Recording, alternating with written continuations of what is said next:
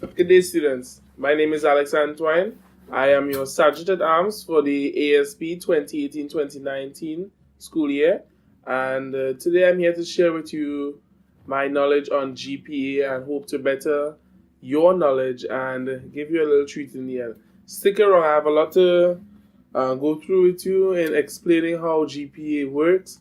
And in the end, I'll share with you a little project that I did, and I'm going to be making it available to all the students who send me emails indicating that they want it, or give me your email indicating that you want it. It's going to be good. Let's try it. Nice. So the first thing we're going to do is, what is GPA?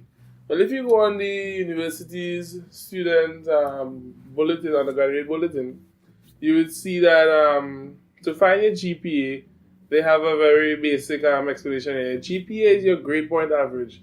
That in itself should explain what it is. It's your average grade, and it has a numeric value, but it can also have a alphabet value, and it indicates what is your middle ground, where you stand in terms of everything that you are faced with. For a student who graduates from USC, your GPA will show that you are competent in doing subjects that are not in your field, and you are able to grasp their concept and excel in them. Students may be here to do computer science and end up having to do upholstery. It's two different ends, but it shows that your GPA, if you have a high GPA, it shows that no matter where you are placed, though it may be in your comfort zone or not, you are able to achieve it. Nice? So we get straight into it. Based on the school's definition, to calculating a GPA, you multiply the number of credit hours by the number of quality points given to the letter grade earned for in each class. Do the same for each class graded A to F, and the number of quality points earned in all classes for the semester. Then you divide the total number of quality points by the total number of credit hours attempted, and you have your GPA. Now let's explain what that means, right? So let's get straight into it. We made it as short as possible. Nice. So if you look on this side here, we have our grade sheet basically laid out. We have A minus, B plus, B minus, C plus, C minus, D, and F. Nice? These are the grades that the university stands by. These grades have a grade point value of 4, 3.67, 3.333, 2.67, 2.332, 1.67, 1, and 0. Now I would have taken the extra time to color code each section, right? Our aim is not to get below the green section, but if we get below the green section, we should try our best to stop in the blue section. But if it is we happen to slip up from the blue section, we want to ensure we stop in the orange section. The pink section is a no-no, and the F section, which is the red section, you can't come back from that, right? So we try our best to stay in green, which always means go, and blue because God loves you. Nice? Keep it straight. Green, go. Blue, God loves you. Orange, pink, red, let's forget about it. Nice? So that is the approach we want from this moment onward. And I will tell you, if you are now coming into the institution, your early semesters determine how rough your ride in this institution is going to be. So I recommend that if you are now coming in, don't even study the blue. Stick to the green. Because something may happen and you need to fall back.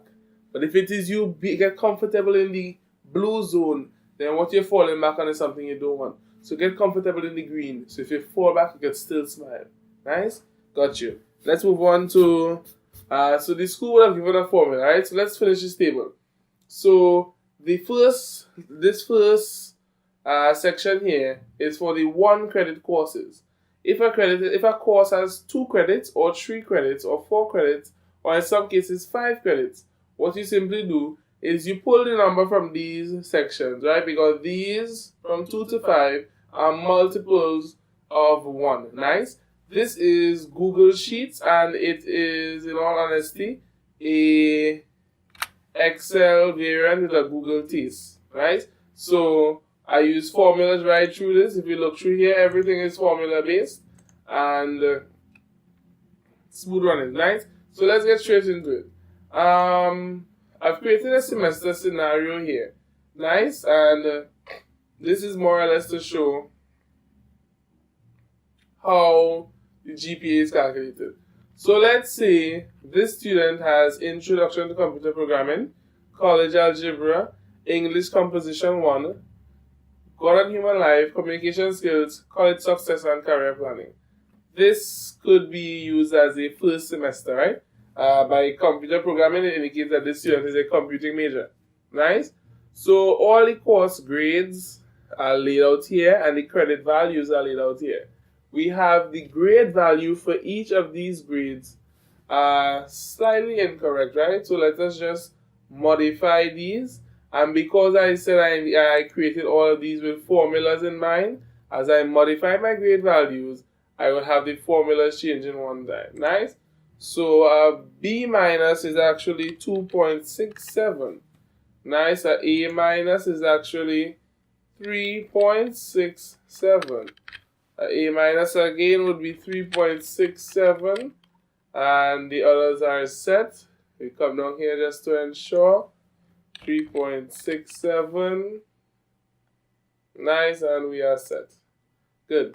So we have, in order to calculate your grade point, you do the grade value, which is what I would use as my term, multiplied by the credits.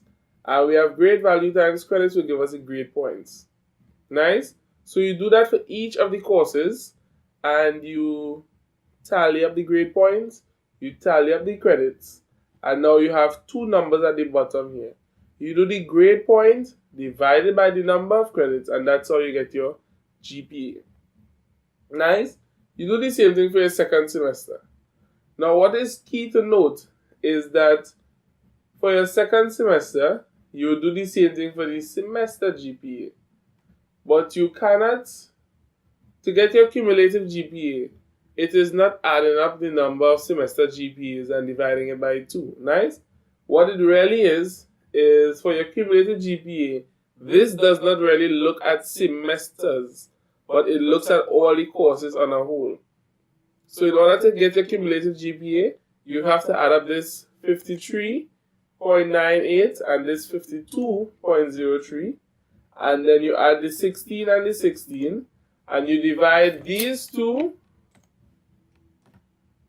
divided by these two. Nice? And that's how you would get your 3.31. Nice? So if you look at the formula here, I would have this plus this divided by this plus this. Nice? And that's how we would have gotten 3.31. Good? But to be very honest with you, this may not come to everyone immediately. And maths is not everyone's favorite, and persons will face a problem with it. So what I would have gone on to do, now that we understand how it is, I would show you the solution that I made for you to use. Good. Right? This is it. As you can see here, we have sectionalized by years and by semesters within the years. So what I have here is 6 years, and each year having 3 semesters. Each semester I have a capacity of 7 subjects. Nice? 7 subjects. And what we have here is basically how a transcript would look from the university. Right? All the formulas are worked in very smoothly, and all you need to do when using this is to have enter the introduction or your courses, Introduction to Computer Programming, College Algebra, English Composition, the credits, and the grades. Do not touch anything else. If you touch anything else, you are going to cause an error, and the program will seem like it's working, but you will get faulty information. Nice? So on this sheet, we will see the breakdown, which is where you put all the nitty-gritty information. On the bottom right behind where I am here, there's the word summary. When you click on summary, it gives you now a summary basically. So it just shows the year, which semester we have, the credits and the grade points, the semester GPA, cumulative GPA. Very restricted. So you see 6 years of information fits right here, inclusive of what is behind me here. And for the breakdown, 6 years is all of this. Nice, so it really compacts everything and makes it better. What would you want to use this for? Before we answer that, let's get through some other questions, right? So what do different grades mean for different students? What do different grades do to different GPAs? A student who has a 4.0 GPA or a student who has a B, which would be a 3.2 and above, that student will suffer if they get a C, right? A C does a lot to a student who has a high GPA. A does a lot for a student who has a low GPA. A student with a high GPA, A does very little. And a student with a low GPA, a C does very little. So what does that mean? It technically means that the student who has a B GPA, which is around 3.0, is affected most times throughout his years. He does good, his GPA goes up. Quite okay, and a quite okay succession. He does bad, his GPA goes down. But if you are a low student, then doing bad doesn't do you much harm. And if you are a high student, doing excellent doesn't do you much good. But getting the opposite end of where you stand is detrimental to you. And that's why, because we are all aiming for 4.0 GPA, we ought to never get a C. We tried not to get a B. If you remember in this little sheet that I had here, nice, we want to stay in the green. And that is important, man. So, back to here. Nice, so this is how we have the student. The student only now got access to this GPA solution that I would have created after they would have completed 2 semesters. Now, what is important to know is while in the university, there's something you could try and attain, which is a Dean's List. Nice? A Dean's List, getting on the Dean's List means that you would have had a GPA of 3.5 for a semester in a year. So if you look closely here on this one, you would have seen that I was able to attain a GPA of 3.62 by March of 2017. Nice? And that's how you get into a Dean's List. Get a GPA of 3.5 and above for a semester. Good? In a year. Then above that, we have the Academic Vice President's Honor Roll. In order to get there, you have to have a GPA of 3.74 to 3.99 cumulative GPA, which means that you have to be doing within that range every semester for 2 semesters. So you must have 2 semesters where your cumulative GPA is ranked at 3.74 to 3.99 in order to get in to the Academic Vice President's Honor Roll. Nice? Then the President's Honor Roll. This is the tip of it. This is the best you could possibly be. You need to have a 4.0 GPA for 2 semesters back to back. Nice? So that's how serious it is. There's no gaps. 3.99, you're Vice President. 4.0, you're President. Nice? That looks good. When it comes to graduation, you have the cum laude. Cum laude is 3.5 to 3.74. Then you have the magna cum laude, which is 3.75 to 3.89. And you have the summa cum laude, which is 3.9 to 4.0. What does all this mean? It means that on graduation day, if you have a cum laude, a magna cum laude, a summa cum laude, you stand higher than the rest of graduates because you show your academic excellence by a cord around your neck. Nice. And it looks even better when you're graduating. If you have a lot of these, and then you have one saying cum laude, magna cum laude, summa cum laude. In UA, I think that would be first degree honors, second degree honors, third degree honors. Nice. So these add up. These have they have a lot of weight, and they look good, and they keep motivating you to get academic excellence. Nice. Keynotes again. This student here, in our example, has seen all this information and wants to get himself at least to a dean's list. So we'll show you how to get yourself to a dean's list, and then we'll see if it's possible maybe to work our way up to a academic vice president's honor roll before we graduate. Nice. So what this does, this will actually show you the purpose of this application. The purpose of the ASP Excel solution, I would say. Nice. So the student has 2 semesters already that we can't do nothing to.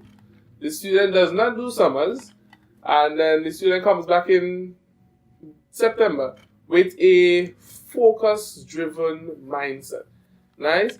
So the student has his 15 credits, and the student gets all A's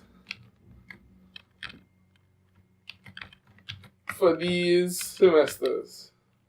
This student has a 4.0 GPA for the semester. This student is now going to be getting a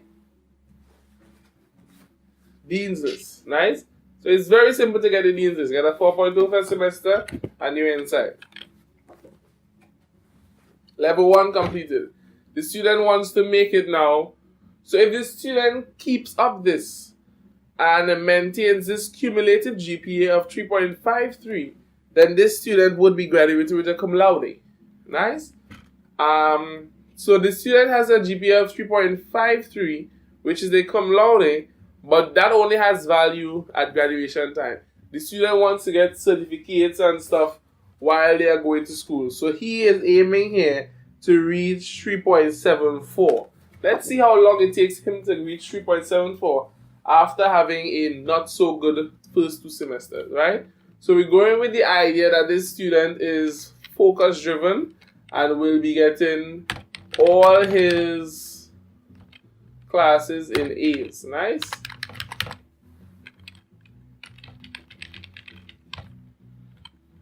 This student now reaches 3.65. Nice.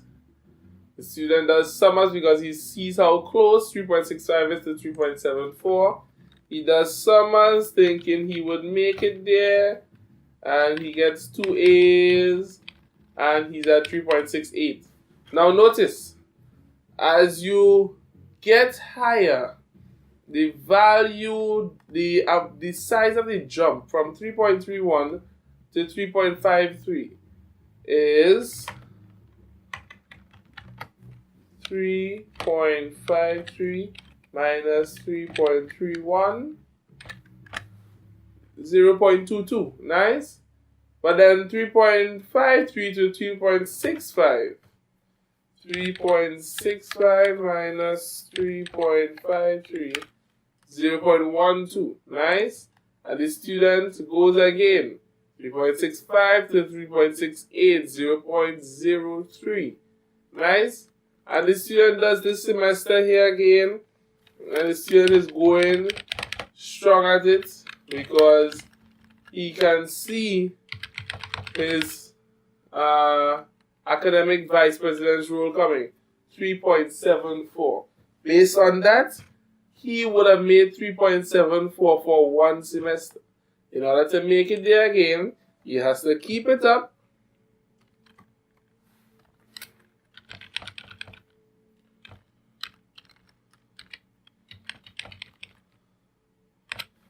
Nice, he has to keep it up. So now he'll be at 3.78. So it takes him to his 3rd year, 2nd semester, to make it up to academic vice president honor roll because of his 2 first bad semesters. Nice, so that's how deadly they can be if you're aiming at these high awards.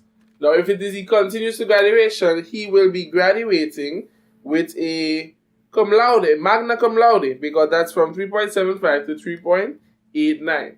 Nice. Now, this student has to also watch how much credits, because this is planning out, right? We want to see how much do I need to do to reach where I want to be. Nice. So I see that it's going to take me to my third year, second semester if I maintain all A's. But how much credits would I reach by then? There's no need to go back and calculate. We just come over here on the summary sheet and we scroll down and we would be seeing here that by my third year, second semester, I'm at 99 credits. Nice. So I go back to my breakdown and I have hope. I'm not sure what courses I'm going to do after, but I know I'm going to do 15.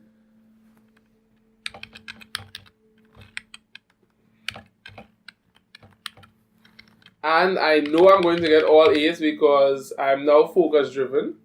I have 3.81. One thing to note, yes, this student now made it into this 3.74. Nice. The student would have gotten a dean's list for their second year only. Nice. So he would have gotten a dean's list for his second year, one dean's list entry, and then for his third year, technically speaking, he'll get a dean's list again for the third year, and in the fourth year, he'll get his honor roll, vice president honor roll, but it will be dated to the third year, right? So, no fighting. Right? So, in his journey, he could end up getting 2 dean's lists and a vice president's honor roll, and if he keeps it up for his fourth year, he'll get 2 dean's list entries and 2 vice president entries. Nice. So we set. Going along here, we have 3.81 and checking our summary, the student is at 114. Nice. So the student then does a next full semester.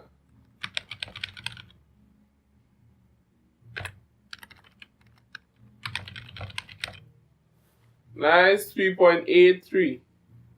Good, and that's supposed to bring us to 129, and this student's is 128 is his degree.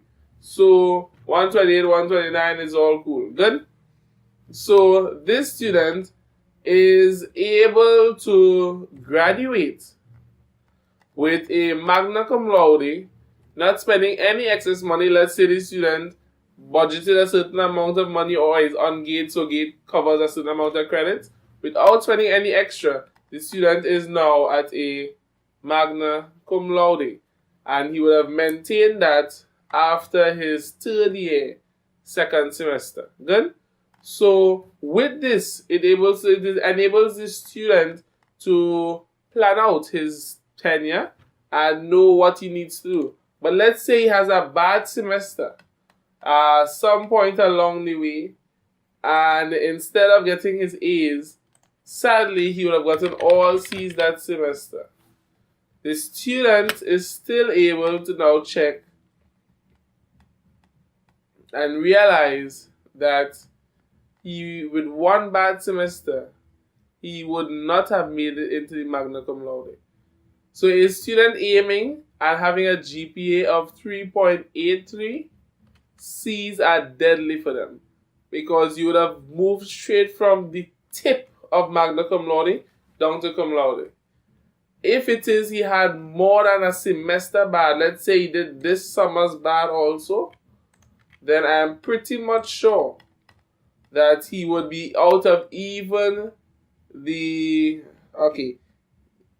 he would be just making it into the cum laude, right? If he has one other bad grade, that's it. So as C does detrimental damage to you once you're that high. So now he is down to the tanky loudest category, which is from 2.0 or 2.25 or 2.5 based on a degree to 3.49. Nice. From 3.5, you are a cum laude. Below that, you are a tanky laude. Nice. So thank you very much, guys, for watching. This is Alex Antoine again. I am your Sergeant at Arms for the 2018-2019 Associated Student Body term, and do be successful.